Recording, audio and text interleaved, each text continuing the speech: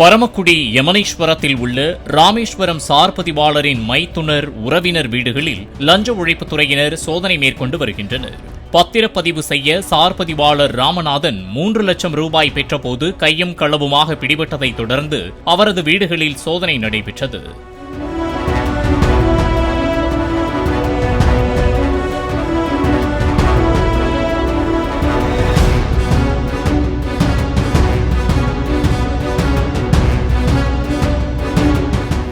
Play store மற்றும் app ஸ்டோரில் இருந்து பாலிமர் செயலியை QR கோடு மூலம் பதிவிறக்கம் செய்யுங்கள். செய்திகளை உடனுக்குடன் பெறுங்கள்.